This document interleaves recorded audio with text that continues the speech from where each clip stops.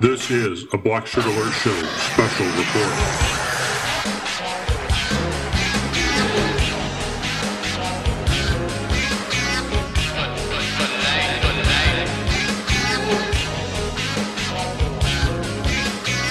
What is up, Husker Nation? I am your host, TK.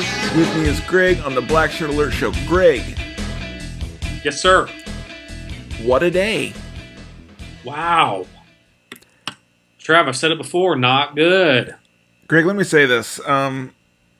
You've had those sunshine pumpers say, well, hey, we're 13 points away from being undefeated. Yeah, how do you like me now? Let me say this, guys. We just lost to the worst team in the Big Ten, which now makes us the worst team in the Big Ten. Let that sink in. We lost to the worst team in the Big Ten, which now makes us the worst team in the Big Ten.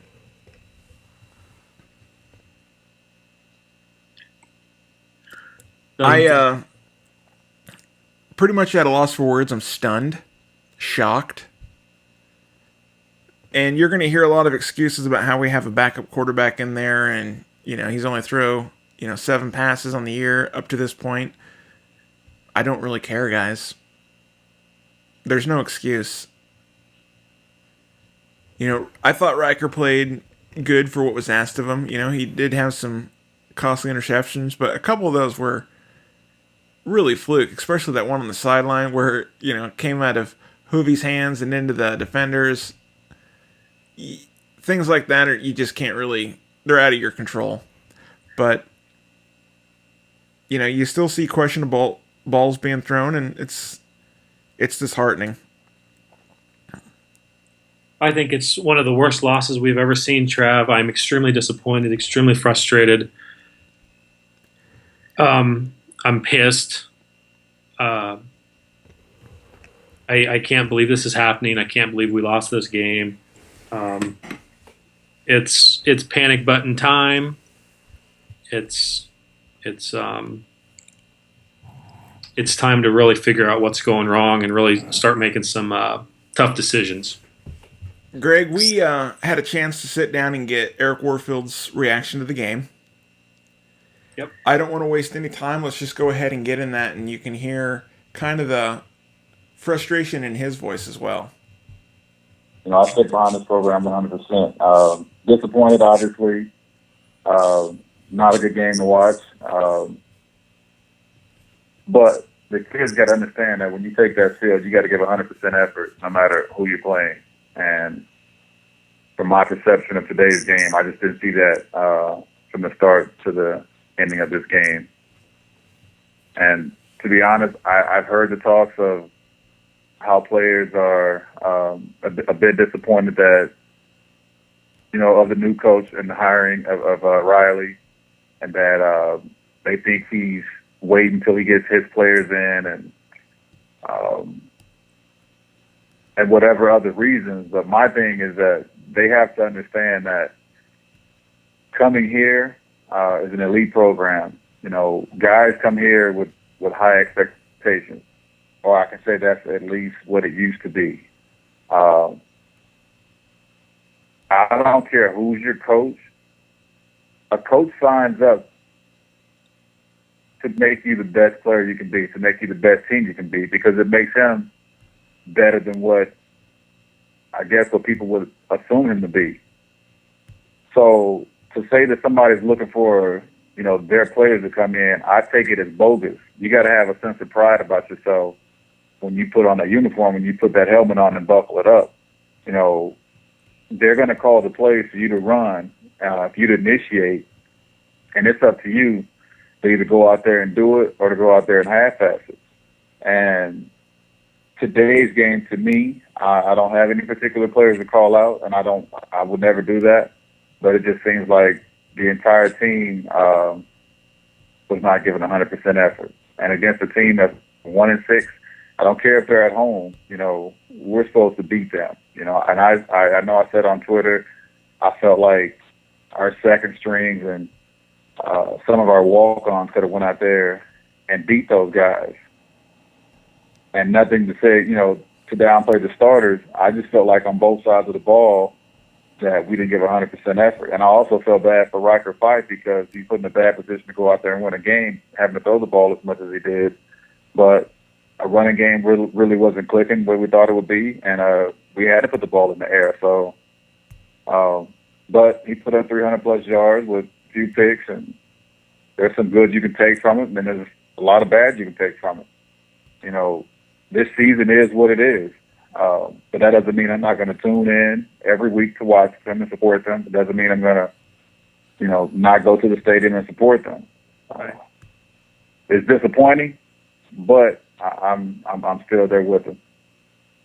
Yeah, that's good to hear, Eric. You know, we agree with you. Now, let me ask you this: we do have a lot of fans, obviously, that are very upset right now.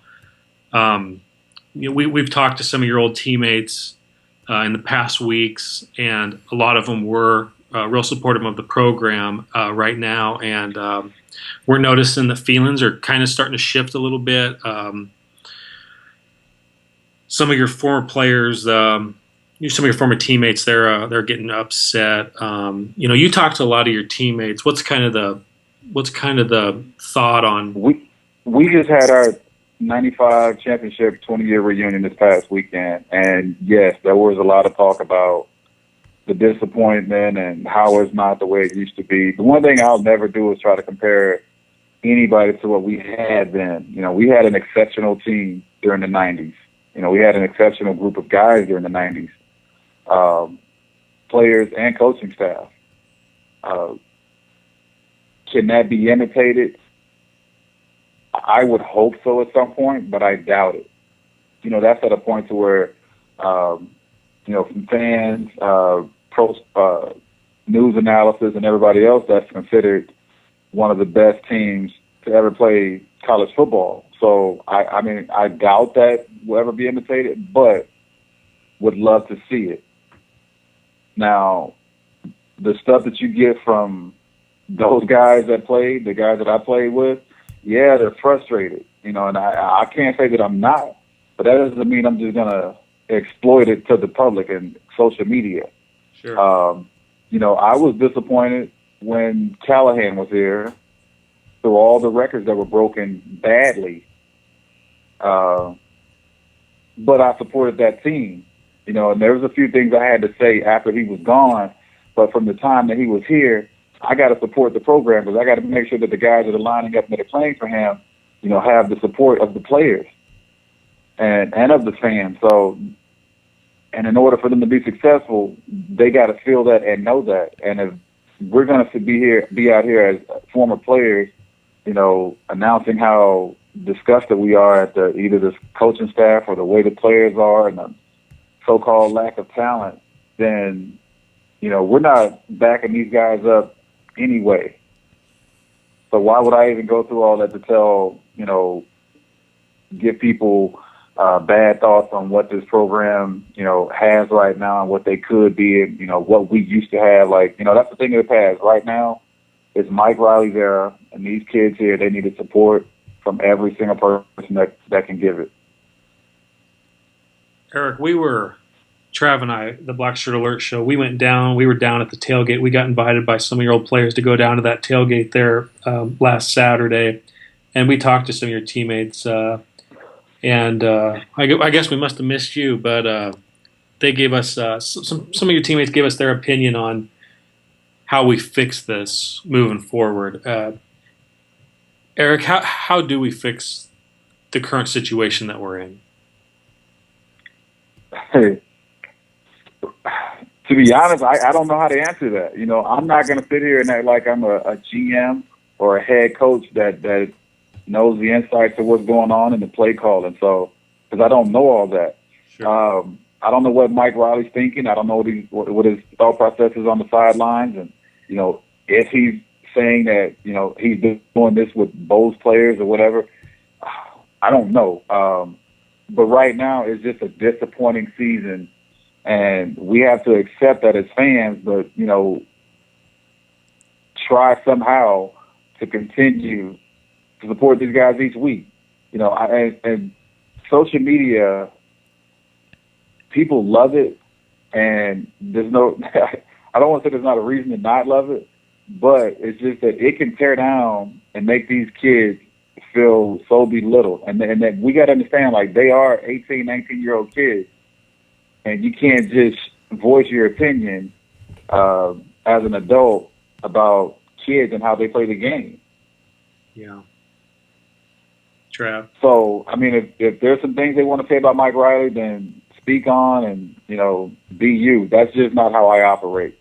I'm a loyal alumni fan with the utmost respect. Eric. Obviously, I'm very disappointed. Would love to see things turn around. I was hoping things that turned around in that second half, and we, could have had that big stop, could have had that big play to regain the lead, but it didn't. It's a Halloween day, and it turned out to be a really scary one for Nebraska and its fans. Eric, a lot of fans still continue to point the finger at Bo, and they still continue to point the finger at the defense. I particularly think it's unfair to blame Bo for any of this. I'm not a supporter of Bo, but I think it's unfair to say that he's the reason why, talent is so terrible. He's the reason why the defense is so terrible. When we have 5 turnovers and they score, 32, 33 points off those turnovers, it's really difficult to ask the defense to just step it up when we keep giving them the ball. Is there anyone to point a finger at?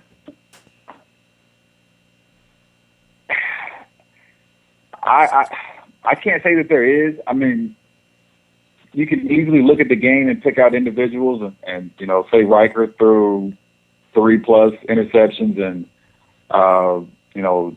the cornerback didn't get his head turned around. He didn't, make the play. He gave up the big play.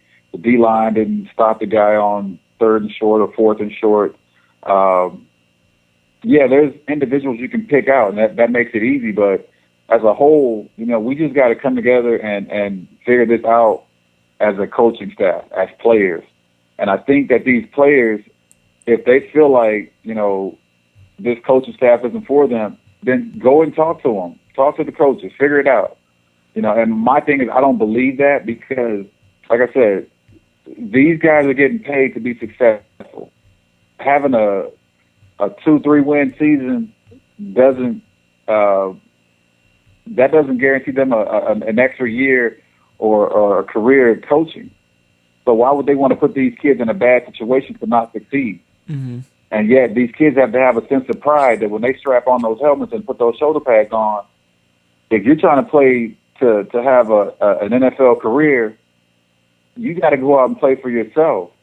You got to go out and give 100% effort for yourself, and so that when some scout comes and turn on the film to look at you, they're not looking at some half-ass play. Right. So today's effort was, to me, half-ass. Sorry to say that, but it was. Because I just think that we're better than that. Like I said earlier, even with second string and walk-ons, I think we could have played a lot better. And for whatever reason, we did not give 100% effort today. And heck, I blame coaches and players for that because I felt like that when we did score, Purdue had a better game plan. They came right back down the field and they scored on us. Right. You have any more questions, Trav? Eric, let me ask you this, if I may. We had 17 returning starters from a team that won 9 games. Is this team really that bad that they can't win more than 3 or 4 games this year? Is the talent? You got to have somebody that much? Somebody at some point step up. Somebody's got to be the superstar in the team. We had a superstar in Amir last year, and we had a superstar on defense with Randy Gregory. Mm-hmm. Those 2 guys, were forces to be reckoned with. And the other guys, all they had to do was play the part. And we haven't had one guy to step up to be that superstar. Collins, he's a proven great defensive line. I would say great, but good defensive line. And yet we had expected so much out of Valentine also, but he's been dealing with injury. Nathan Gary's an exceptional athlete, and we have those guys on our team, but we just need 1 or 2 of those guys to step up and be a force to where we can't run it up the middle because we fear Collins interrupting everything. We can't throw the deep pass because we fear Gary picking off or taking off helmets for making those passes. And we just need one guy on each side. I know Westerkamp has proven himself as a great receiver. He catches everything. He had a couple of drops today, but yet for the most part, we know that we can count on him to catch everything. But everything's got to be distributed to other players. Got to have a good running game. And for some reason throughout this season, we just haven't been able to put all the pieces together. And we haven't had that one impact player on offense or defense. Is it too early to call for, people in the athletic department's heads? To do what? To start firing people or to get rid of some GMs or athletic directors? Yeah. Is it too early to ask for changes like that? I'd say it is. I would say it is. And I hate that we've gone through so many coaches throughout these years. And to me, nothing against Callahan, Bo, and Riley. I thought that Coach Solich was a great fit for us. I thought we pulled the strings too quick on him to let him go. But yet, that's neither here nor there. He's gone. He's not here anymore. Right. So I hate that whole process of bringing in, firing.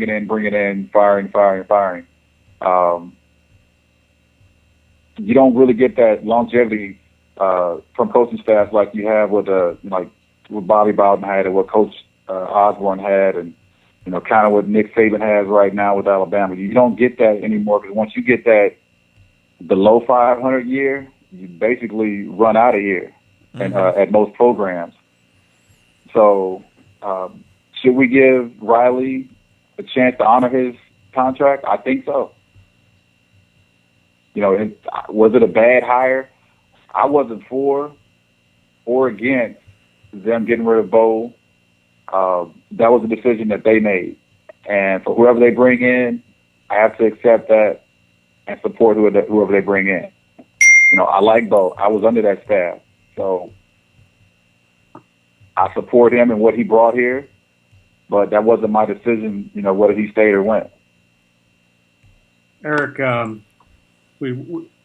we thank you for your time and coming on the Blackshirt Alert Show. Usually when we have a guest on, we usually have a lot more fun, but today's game really kind of put a damper on everything. Let me just close with this question, Eric. A lot of fans on social media, as you know, are upset, and we get quite a few people listening to our show. Can you just take a minute, Eric, and talk to the fans and because a lot of them are kind of on the ledge and ready to just absolutely freak out. Is there anything you can say to those guys to maybe calm them down? Or the one thing you can, I guess, the only thing you can say is that if you're loyal to the program, stay loyal to the program. Be loyal for a reason. You can't find better fans than what Nebraska has. We travel well. We treat people that come here and play us at home with the utmost respect. When other opposing teams come here, they leave here, they're happy, and when they speak of us, it's always good things, and there's a reason for that. So there's no reason to sit here and treat our own home team like castaways. Stay behind these kids, support them throughout the rest of the season, and hopefully we can pick things up starting on Monday. I keep my fingers crossed, and hopefully we can pull a win against Michigan State. I'm hoping that we can win every game. Even though we've lost an abundance of games this year, I'm still hopeful that we can win the next one. Right. So, and I feel like they should be the same way. So just keep your heads up, stay behind these kids 100%. Ladies and gentlemen, Husker Blackshirt legend Eric Warfield. Sir, thank you for coming on to our program today. I appreciate you guys having me on. All right. I thought he hit on a lot of good points. I don't think he went as deep as we expected, but he still said a lot of good things and said the things that needed to be said. Well, he did. I mean, obviously, as a former player and alumni and one of the Husker, Blackshirt legends, he can't just let the punches fly, like we do. But he absolutely said the things that need to be said. I mean, he's clearly frustrated and disappointed, and he has every right to. Greg, I agree 110% when he says that we cannot rag on these kids. You don't point a finger at a kid. You don't tear down a kid. You never do that. And I see it on social media. I see it on the message boards. And it makes me disgusted. It really does. Now, you can be constructive about criticizing players, but one thing you never do is you never fully tear them down, especially when they give it their all. Riker Fife, like I said, threw some costly interceptions, but a couple of them were they were flukes. Well, I mean, yeah, you're right, Trav. On the other side of the coin, I mean, they have to step up and play. They do. And I don't see that. I think a lot of fans out there don't see that. There could definitely be more enthusiasm. There should definitely be more, integrity. There should be more accountability and, really going to work and giving it your all. And yes, some players are not doing that. They're not. Trav, I don't want to beat around the bush. We talked about this earlier. You're right. They're just kids. Mm-hmm. They're kind of exempt from, they're not getting paid. So it's hard to just go. I don't see how fans can go on social media and just trash the players. But I'll tell you what, the coaches, the staff, and the athletic department are not exempt from criticism. They shouldn't be. They are hired and paid to do a job. And, Greg, I think it's safe to say that job is not being done. Look, here's the thing. And I'm not saying this to be, I'm not anti-Riley, okay? I'm not pro-Bo. And I cannot stress this enough. I don't care about Bo Pelini. I mean, as a coach, some of the things that he did, I liked. A lot of the things he did, I didn't like. I did not like how he, tore down an entire fan base because, for all intents and purposes, he wasn't doing his job. You don't point your finger at an entire fan base when you're getting blown out by 60 points and say they're fair-weathered. You don't point your finger at fans and say, they're fair-weathered when you're getting blown out ridiculously. So he had to go. But here's the thing, Greg. Riley was hired to do a job, okay? Yes. To say that we don't have talent on this team, I have to say is a joke. Absolutely a joke. Now, like Warfield said, we do need some guys to step up. We do need that, Amir. We do need that, Randy Gregory. But there's still no excuse to be 3-6 at this point. Trav, here's what I'll tell you. The last few minutes of that game, Mike Riley, headset off, looked completely defeated. Trav, I'm very upset. He gave up. I mean, yeah, we weren't going to win that game, but come on, man. Keep your headset on, at least try. Took the headset off, had his head down, just, looked like he just lost his best friend. Greg, can I tell you why? Yeah. Because it's embarrassing for him as well. So what needs to change, Trav? Tell me right now. How do we fix this problem right now? Greg, I don't have a clear answer for that, but what I can tell you is, I know Eric Warfield said that, it's hard on a program when you fire people, bring new people in, and then fire them, bring new people in. You're not going to see mass amounts of improvement to next year. Because we're losing even more players that are not great, but they're good. So does there need to be a change in staff, Trav? I mean, what? There's something has to happen. Greg, let me say this. I hold absolutely no ill will toward Mike Riley. I don't blame Mike Riley for anything None of this is really on him, okay? This is... I'm going to point the finger at our athletic director, and I'll tell you why. He made a choice to fire a coach that was, I guess you could say, successful. I mean, he wasn't winning games that mattered. He wasn't doing anything spectacular, but he was bringing in solid seasons. Fans would get restless during, a couple losses, especially the blowouts. But then, he'd win a couple more and kind of quiet him up, and then he'd end it with a, nice bowl game to get us to 9 wins or 10 wins or, what have you. But you fired him, so he's gone. And you bring in a new guy that you claim is going to do better and that he's going to compete for championships year one. That there will be no drop-off, that we will not see what happened in 2004 happen again in 2015. Accountability has to be made. And Sean Eichhorst, he went silent, and then he, came back and said, we have to stay the course. No, we do not have to stay the course. I mean, yes, absolutely, support the team. Get behind the team. Rally, win or lose, we should always support the team. That's not being fair weather, but you don't have to support lackluster effort. You don't have to support decisions that, for all intents and purposes, should have been avoided. We're Nebraska, Greg. Do you agree? I totally agree 100%. I mean, we live in this state. We've gone to games. This is Nebraska, but it doesn't feel like Nebraska now, does it? It doesn't feel like Nebraska. Here's the deal, Trav. I'm very upset. I just am through the roof upset. I talked to Marlon Lucky real quick after the game, Trav. I just got his quick reaction. Didn't want to come on the show today. Completely understand. It's kind of hot out there on social media. On a scale of 1 to 10, Marlon Lucky, how pissed are you? He's at a 7. Okay? Trav, I'm at a 10. I'm right there with you. And, Greg, it has nothing to do with the players. Has nothing to do with the coaching staff. It has everything to do with one man's agenda to not take any outside view, not, go through the process accordingly. He did this all himself, and he hired the guy that he said was the best coach for the job.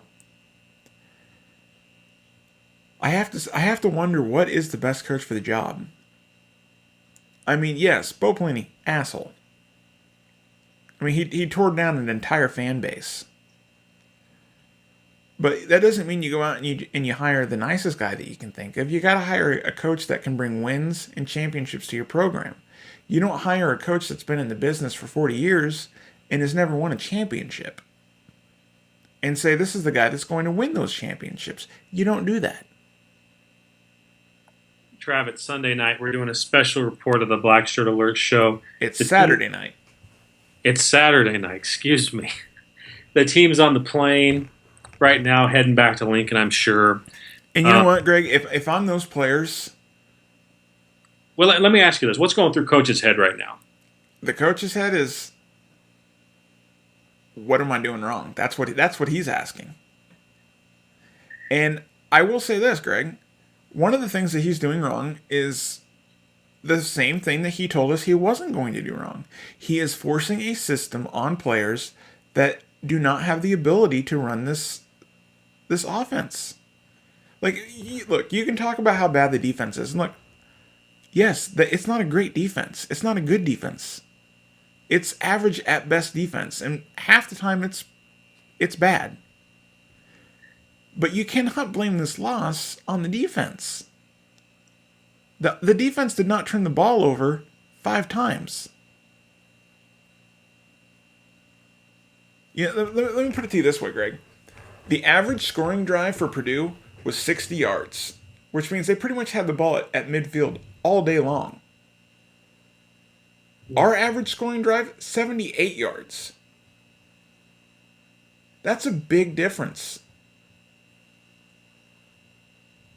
So you have players that do not throw the ball that are used to, blocking for the run game, that are used to doing, and then you basically take all that focus on the running game and you shift it toward the passing. Now, one thing that we've brought up is, anytime that over the last few years that we've had to throw the ball 40 or more times, we've lost. Once again today, we threw the ball about 50 times and we've lost again. Unless this coaching staff decides that they are going to focus on a running game, we are not going to be successful. Yes, the running game was poor today, but that's because of the way that they're coaching these players. They're not really coaching for run blocking. They're coaching for, slant passes. They're coaching for quick passes. It's all about pass blocking. None of these players were recruited to pass block. They were recruited to play physical, smash mouth football. Tim Beck had kind of like a spread, but it was more physical. Regardless of what you may think of our pass offense, it was kind of designed to get you worn down. You can't really wear down a defense when you're passing it all over the field. And you're not even passing all over the field. You're just throwing quick little slants and some screens, and that doesn't take energy out of a defense. What takes energy out of a defense is punching them in the mouth. We're not having that done, Greg. No, we're not. Well, I'm still kind of speechless, Trev. I mean, I'm just sitting here stunned. I know last week I said I thought we'd lose by a touchdown. Man, didn't really know it was going to happen. I just think somebody needs to be held accountable for this, Trev. Greg, I'll tell you this: with throwing with having 5 turnovers, we're honestly lucky that we didn't lose by 30 or 40 points. Anytime you go into a game and you turn the ball over on the road that many times, you should never win a game. If Ohio State went to Purdue and turned the ball over 5 times, the odds of Ohio State winning that game slim to none. It's hard to win football games when you turn the ball over. And one thing I'm not seeing, Greg, is I'm not seeing passion for this program from the team. No, none. Well, I shouldn't say none, but very little. You want fans to support you, and they should. Fans should support the program, win or lose. Doesn't mean you have to like the losing. But what we need to see from the players is passion to play the game, especially at Nebraska. If you get hit in the mouth, how do you respond? You hit them right back. And it seems to me like we get hit in the mouth and we're just like, ouch, that hurt. Please don't do that again. We're not Mr. Nice Guy in this state. You push us around, we're going to push right back. You punch us, we punch right back. And I am saying that regardless of what anyone thinks, regardless of what former players think, Sean Eichhorst needs to go. Boom. I don't blame Bo Pelini. I don't blame Mike Riley. I blame 110% Sean Eichhorst. He is the one that went through this coaching search all by himself. No outside opinion, no committee, no nothing. It was completely one man's quest. And he told us, we are going to compete for championships year 1. We just competed for the worst team in the Big Ten, and that's what we won. We won the game that shows that we are the worst team in the Big Ten. We lost the game, but we won the title of worst team in the Big Ten. That is sickening to say. When's the last time Nebraska was ever the worst team in a conference? You'd have to go back to the 50s or 40s. Makes me want to vomit. You probably have to go back to World War II.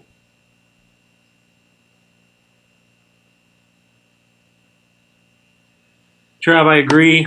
Sean Eichhorst, he's the root of the problem, one of the roots of the problem. He is the one that took it upon himself to bring in Mike Riley.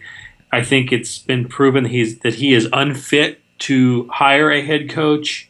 Mike Riley was a bad fit. We kept hearing from Mike Riley, right place, right time. I will say this, Travis, wrong place, wrong time for Mike Riley. Greg, let me say this.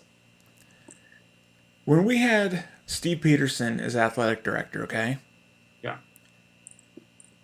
There was all these reports and rumors swirling right before the Colorado game in 2003 that win or lose, Frank Solich is gone. He's going to be fired.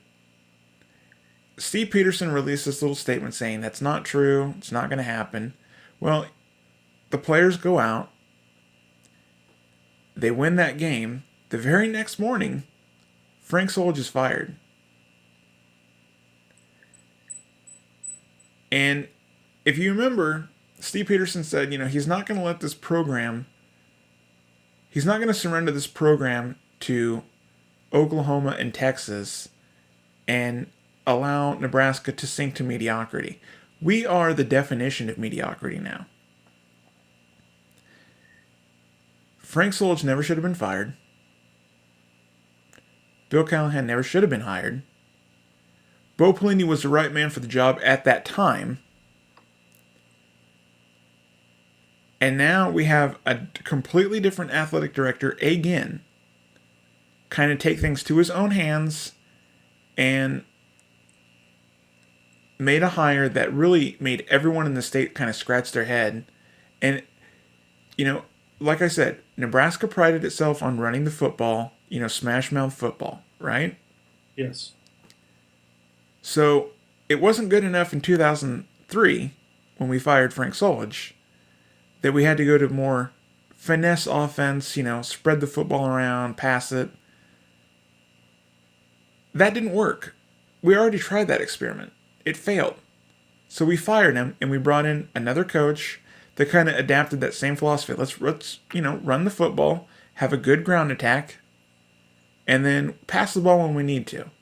And we were effective with that. We lost. We had blowouts. But like I said, Bo Pelini was the right man for the job at that time when he was hired. So we fire him, and we go back to that same thing of let's try for a little more modern offense. Let's start passing the ball. It's not Nebraska. It'll never be Nebraska. It'll never be Nebraska football. Trav, I agree with you on all points. The thing is, we can't go back and change the past. Yes. We can't go back and change the past, but we can change the future. We can change the future. Trav, can I give you my opinion on what I think should change immediately? Well, can I just throw something out there real quick, Greg? Go ahead, Trav. I say you fire Sean Eichhorst and maybe fire Harvey Perlman because he's the one that is paying this athletic director $1 million a year to make, key decisions, and the guy failed. And maybe bring in, I don't know, like a Trev Alberts or Dave Remington as AD. It's people that know football, that's been around the program, that know what this program should be built on. And let's get a guy in here that can do these things. Here's the deal. Rumors out on social media, Trev Alberts, I've heard Dave Remington out there. The athletic director needs to be somebody that gives a damn about the university and about this team. I don't get that feeling from... Greg, we need an athletic director that can put his ego aside and make decisions that is best for the athletic department and not what's best for necessarily the image of one man's agenda. Well, absolutely, and he has his own agenda. Let me just finish my thought here, Trev. I think Eichhorst should be fired immediately. Somebody needs to be brought in that gives a damn. Trev Alberts, Dave Remington, I don't care. Somebody that has passion and desire and love for this program. They say Mike Riley is an honorable man. I'll tell you what, I'm pissed off. Okay, if he's as honorable as he says he is, and as people make him out to be, he will resign immediately when he gets back to Lincoln. Of course, he's not going to do that. Okay, but they need to bring in a head coach like Scott Frost now. and this program needs to be fixed. It's not going to be fixed with people that don't give a damn, that are just here for a paycheck. Greg. Yes, sir. Love your passion, love your intensity. I wish that our football team kind of reflected that. Little shocked that you went with the Mike Riley resignation as soon as he got back to Lincoln, but I will say this. He's not doing his job right. I agree. But let me say this. Jerry Kill, Minnesotans head coach, announced his resignation. Right. And, they asked him why he resigned. Like, why didn't he just, let the athletic department kind of make this decision? And, why are you, willing to give up your contract? And He says, direct quote, he says, "I've never stole anything, and I'm not about to, start now." And I'm not saying that Riley needs to take that route. He probably still thinks that, this is just year one, year two is when you're going to see the improvement. Yes, look, guys, we're going to see improvement year two with Riley. We'll probably win more games, but you're not going to see the types of games that you're expecting. You're not going to see the wins against big team. You're just not going to see competitiveness at the level that you want. You're not going to see the wins against ranked teams that are in the top 15, top 10, top 5. You're not going to see that, and I'll tell you why. Those teams, far more talented than we are. You need to bring in a coach that is a proven winner, that can recruit with anyone else in the country, bring in the top athletes, let's righten the ship and go. And there is one coach that is available, and he was brought up during the last coach search, Jim Tressel. It's a long stretch, and the odds of us even having a new coach next year, slim to none. I understand that. But things have to change. And it starts with the AD. He's got to go. Mike Riley can stay. AD got to go. We need an athletic director in here that's basically going to say, look, new sheriff's in town. You're not safe. I need to see what was promised from you as well as the last AD. Competitiveness for conference championships and national championships. And I'm telling you this right now, guys. If change is not made in the next couple of years, irreparable damage is going to be done, and it'll be decades before we get back. Decades. Minnesota was once a top program in the country, and they haven't won jack since the 60s. Do you want that to be Nebraska?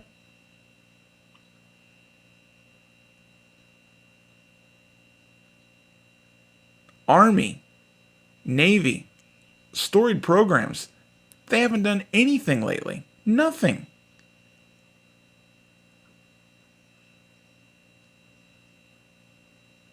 I'm not going to sit by and talk all sunshine and rainbows, and I'm not even going to entertain the idea of people talking about stupidity when it comes to this program, saying that it's one man's fault when it's not. We know who's at fault here. We don't know how to change it, but we know a start. We have a start. I don't know how to tell Mike Riley to turn around and win these next 3 games. I don't know how to, tell the players, hey, it's, all's not lost. There is no quick fix, guys. But changes do need to be made. It's just my opinion. Am I pissed? Absolutely I'm pissed. Because this is ridiculous. Scale of 1 to 10, how pissed are you? 10. I'm not one of those guys that likes to go like, on a scale of 1 to 10, how pissed are you? 12. I'm as piss can get. I do. I'm 1,000.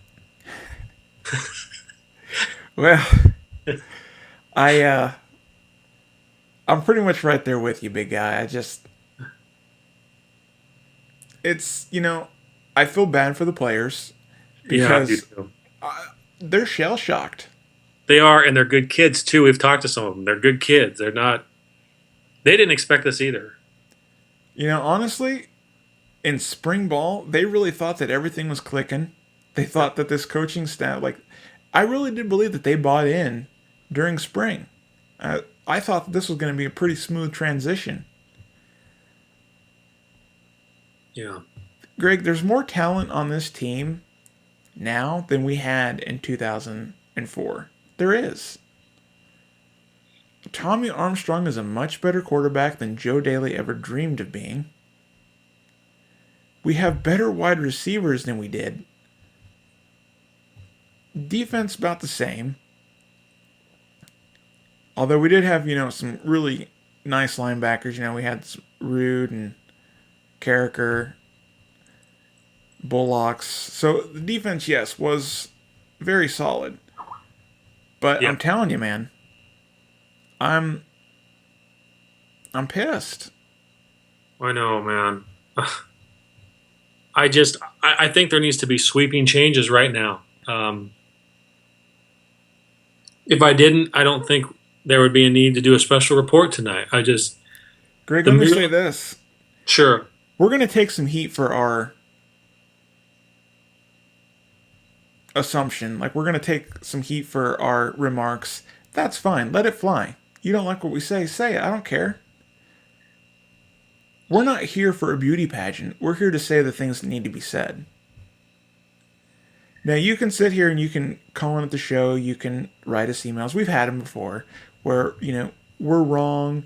This program's just fine where it's at. 3 and 6 is not fine.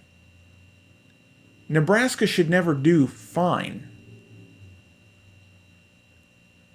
Fine is losing to Purdue. Fine, being fine and being okay with what we're doing means you're going to lose to Purdue. Losing to Purdue is unacceptable every single year. We should be 1,000-0 against Purdue. A loss to Purdue is unacceptable under any circumstances. And look, guys, if this means that we're being too critical of the Purdue program, I really don't care. It's Purdue.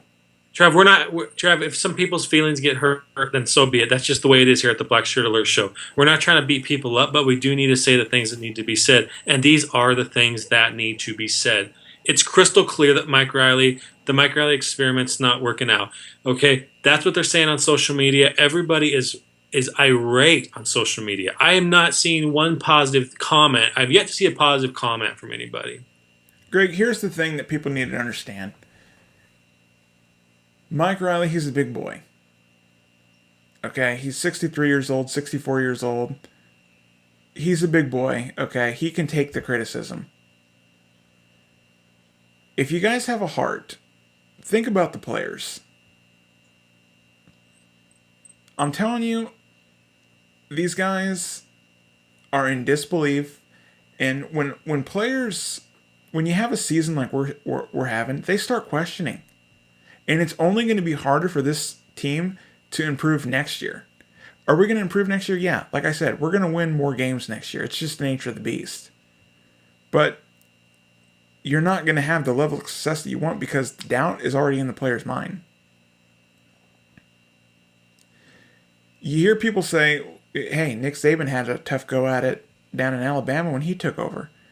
Nick Saban never had it this bad. He never let it get this bad.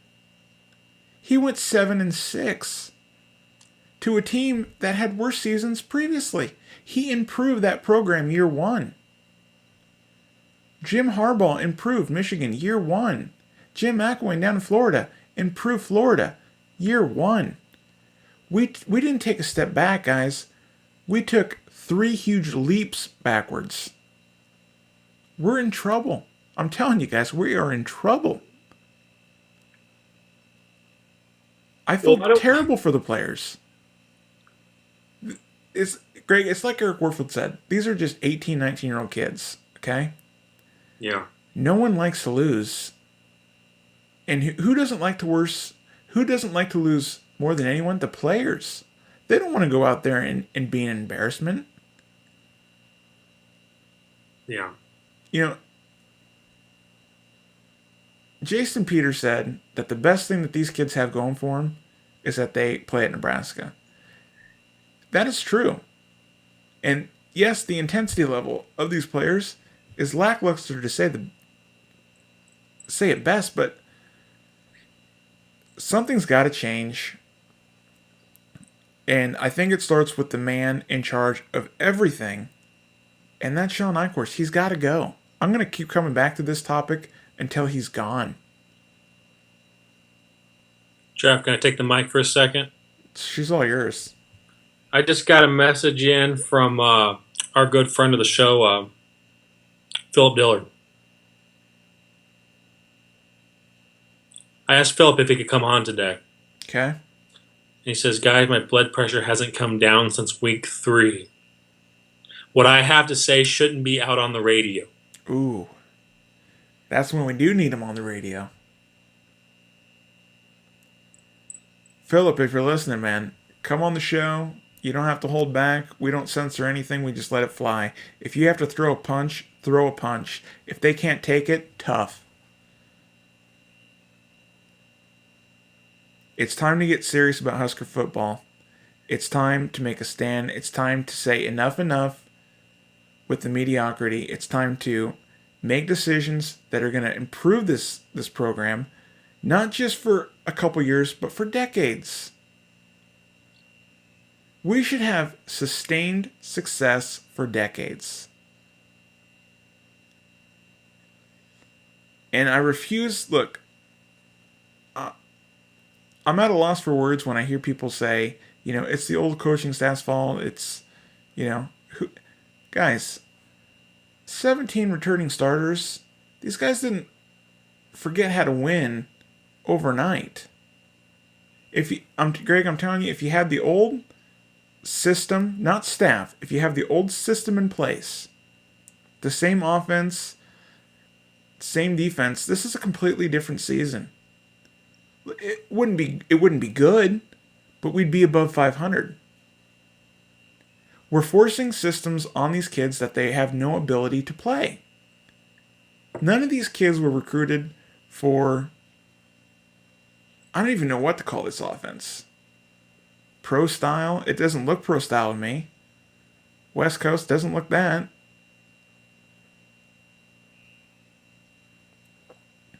Well, I think we should just wait to see what the week brings, Trav. And I have a feeling, call me crazy, call me wrong, call me an asshole, whatever. I think we might see some changes this week, Trav. Somewhere.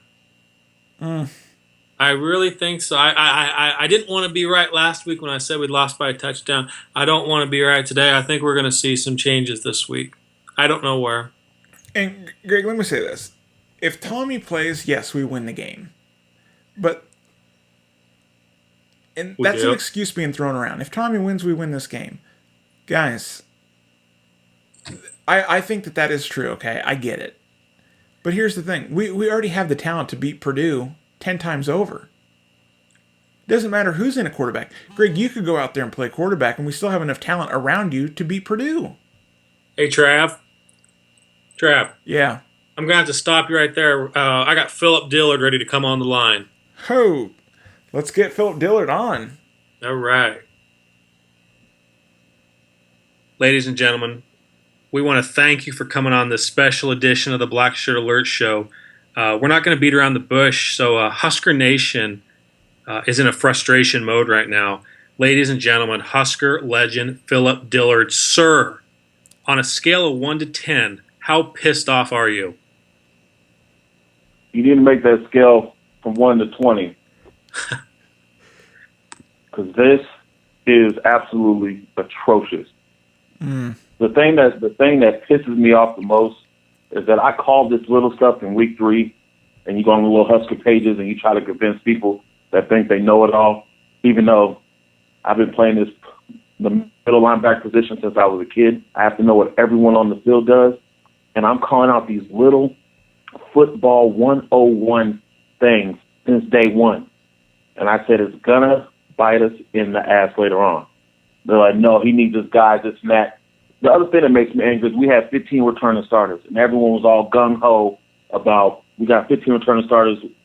I can't wait to see what this coach does that Bo couldn't do with him and this and that. They need to just shut the hell up because it's not a talent problem. If we were playing like a hell of a team and a ranked team and we were losing like that, I wouldn't have a problem. But we're losing to Illinois, Northwestern, Purdue. Correct me if I'm wrong, but they haven't won a Big Ten game in, 3 years? It's unacceptable, Philip. Oh, my God. And how we lost, and then they would always be like, well, Bo got blown out. Yeah, to a ranked team. We got blown out by Purdue, a win of 16. This is, I've never seen anything this bad. And I would, in my soul, cannot stand Callahan, but I've never seen anything this bad. This is just pathetic. Let me say this. I'm sure you've seen it. I've seen it. Week after week, people still blame Bo Pelini for this team's season right now. And I think it's absolutely ridiculous. Yeah. You know why they're doing that. That's just because they don't want to admit that Sean the Punk E was an idiot for hiring Mike Riley. They just don't want to admit. They're just mad because Bo yelled at them and Bo told them, the ones that were fair weather fans, to F off, basically. If you weren't fair weather, you shouldn't have been offended. Because I know plenty of people that weren't fair weather, like, I'm not offended, I'm not fair weather. But it's those little ones that didn't like Bo because he yelled, because he got loud, because he lit fire under the players. Well, this is what you get when you don't like fire on the players. You get O lines missing blocks. We have O linemen. No one's running the stunt, and we're still missing the block. Purdue was running. I saw the D tackle beat our left guard and our right guard with the same move 4 times. How does that happen? That's coaching. And the players, they obviously don't care. They're playing just as nice as our coaching. And it shows. When we're on defense, we don't disguise a damn thing. I know what coverage we're in and what we're going to run before the ball is snapped. I'm like, well, any idiot quarterback's just going to check to this. And by golly, he checks to it. Ladies, they don't disguise anything. Oh, my goodness. Ladies and gentlemen, Phillip Dillard saying the things that need to be said on the Blackshirt Alert Show. Sir, I think I already know the answer to this question, but who needs to be held accountable for this current situation we're in? It needs to start with the top, all the way from the AD down to the coaching staff. I mean, period. And to be honest, it actually was bad. It started bad, and it went on a downfall. To keep it 100, it went on the downfall when they first hired Steve Peterson. And then it just hasn't been the same since. Even though I love both, and we still won 9+, 10+, just the atmosphere didn't seem the same around Nebraska since they hired Peterson. And now that they have Sean the Punk E, it's gotten worse. I mean, I don't understand how someone can watch these games and have an inkling of mighty football and not see a problem. How do you have a clock manager problem and you have 220 years of coaching experience on your staff? That makes absolutely no sense. It doesn't make sense to us here either. Philip, we're with you 100%. We've already, on our show earlier, we said that Sean the Punky needs fired. No question. Philip, is Mike Riley in over his head? Yes. And then all these people keep saying, well, wait till he gets his guys in. Like, that stuff pisses me off because anyone with a brain knows defense hasn't changed in the last 100 years. Yeah, a couple terminology things and a little bit since people are running 5 wide, but the concept of defense, the basics of defense hasn't changed. And we can't even do the basics. That has never changed. No matter if you're in a 4-3, a 3-4, and I played in all those systems, a 5-2, a dime, the concepts of coverages and disguising and defensive line stunts and linebackers' depths and drops to spots haven't changed in 100 years. And we can't do the simple thing. I mean, I want someone to explain how we can't do simple, mighty things. That has nothing to do with players that are being there. That has to do with coaching. How come our corners don't look back? What kind of corner doesn't look back for the ball? At what level of football? I could go on for days. Trav. Philip, when Riley was hired, he said he wasn't going to sacrifice wins for a system. And that's exactly what I'm saying. We are forcing these players to do stuff that is out of their talented abilities. Am I wrong? No. He just needs to keep it simple. We could have won 3 or 4. We could have won at least 3 other games if we would have just stuck to the basics of football. Just like basics, 3rd and 1. Just run the ball. Don't throw a 17-yard pass. That happened last week. Why are we throwing a 17-yard pass to 3rd and 1? Like little things, even if we don't get it, people know it's 3rd and 1. They know you're going to run it. Buckle down and take off. And one other thing, you don't mind me adding, the whole Alex Lewis thing, that ticked me off. I don't want to hear him whining to the fans, talking about I'm going to leave and I do it. Stop whining. Man up, dude. He sounded like a punk when he did that. And I don't like his attitude. And there was a lot of people that backed him and were sending him letters like he was a little 2-year-old girl, sending him letters, talking about, it's okay, patting him on the back. Dude, you're 20-something years old. Man up, buckle down, and play football. Well, people, that's another thing. Go ahead. What'd you say? No, go ahead, Philip, please. Oh, no, I'm done. What were you going to say? Well, I was just going to say people treated him like he's some Husker legend or something. And, personally, I think they should have took his captain away from him. They should have stripped it straight off his damn chest. Absolutely. Forget waiting until it got to equipment. They should have just took some scissors and cut it off his chest immediately. Crying, talking about, I don't like how you guys are bullying me. Dude, you're a 6'5" tackle.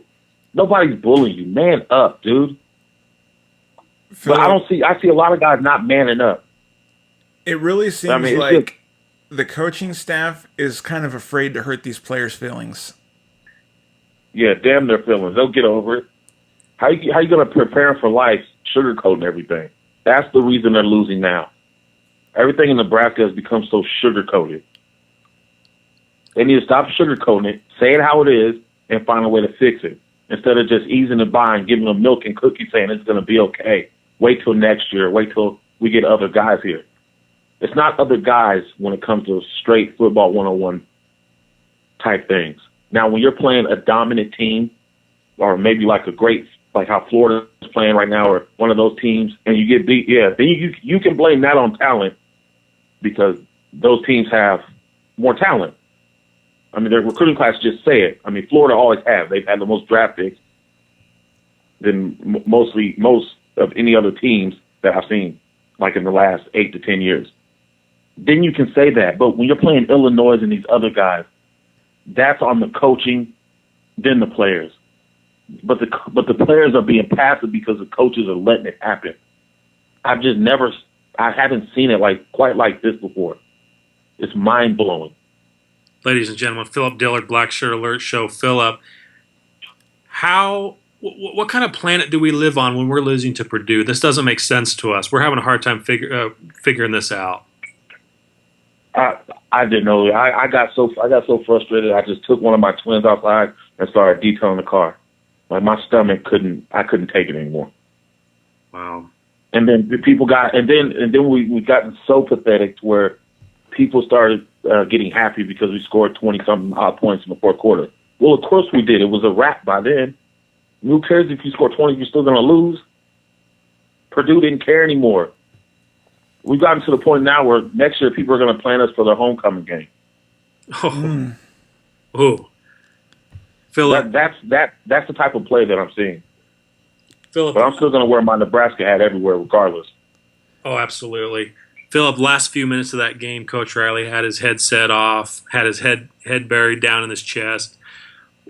What's going on in their minds right now as they come back to Lincoln? I have no idea. And if you were looking closely, like he seemed out of it from the beginning of the game. Like I didn't see any fire, I didn't see any spark. I just saw complacency. And then it wasn't just on his face; it was the whole atmosphere. And I turned to my wife and I was like, "This is going to be ugly." Yeah. I don't care how bad this team is. I can sense it. I've seen this look before, and I have a feeling we're going to lose this game. And then we get 50-some points scored on us. Philip, you talk about talent levels, and we hear a lot of people say that you just can't recruit to Nebraska. We don't have the benefits that Florida does, that the California schools do, that Texas does. You were recruited by Bill Callahan. I know you said you weren't too much of a big fan, kind of once you got here, but did Bill Callahan not kind of prove that you can't recruit with the best of the best when it comes to Nebraska football? Yeah, but it was really John Blake. So if you think about it, John Blake recruited. I mean, it was me, Marlon Sue, Cody Glenn, Barry Turner. Brandon Jackson. I mean, he recruited a lot of us, and it was really Blake's recruiting, not really Callahan. I didn't come because of Callahan, because he looked like a snake. But I knew that Nebraska was going to be rebuilding. I was like, well, go here and be the start of something new. And yeah, of course it was down, but I mean, the end result, I felt better once Bo got there than the end result. But I mean, it wouldn't have been as grateful if I didn't have those downtimes. But to be honest, it is hard to recruit it, because it took a lot of convincing from John Blake to get me to go to Nebraska over, like the Florida and the California, because who doesn't want to live in Florida, right, California, and Texas for college? I mean, I know the fans are a little delusional, and they're like, well, this is the greatest place on earth, but 18-year-old kids don't see it as that. They see Florida, palm trees, and California and Texas. But it is possible to recruit to Nebraska. You just got to have the right man to do it. Philip, have you talked to Bo or any of your former players? What are they kind of telling you about what's going on? What are they thinking about this current team? I'm not going to say their names, but the same thing that I said. Sure. And even some of them that actually could live with the change, they still were like, this was just a horrible hire. Yeah. I mean, I understand why they fired Bo. I still think it was stupid, but I understand it coming from the other point of view. Yeah. But at least he had a spine and a backbone. Philip, like you, I understand why Bo was let go, but don't you, when you fire a coach like that, don't you go after someone that is a proven winner instead of someone that has struggled to maintain, a 500 record his entire coaching career? Yeah. Exactly. That's what I thought. I mean, most ADs with the brain go after guys that are proven winners, but once again, that just proves Sean's intelligence. Philip, you're saying the things that need to be said, dude. I'm loving it. It's great to hear passion from former players like yourself. Big fan of you and how you played.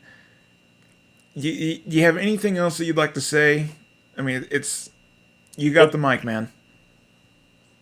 To be honest, man, I'm still behind my Husker brothers. I just had 3 others, even with the season going this way, I still had 3 other custom hats made for my Nebraska. I'm a rep it till I'm dead. That's the reason I'm so passionate about it, because I love Nebraska football, being a part of it, and having to go through all those changes, the ups and the downs. I mean, I wouldn't trade it for nothing. Even though there was more downs than ups, it made the ups more worth it. So I still respect the program. I just don't respect the people in charge of it as of right now. Right. So, and what I would tell the players is some of them just need to man up. Yeah.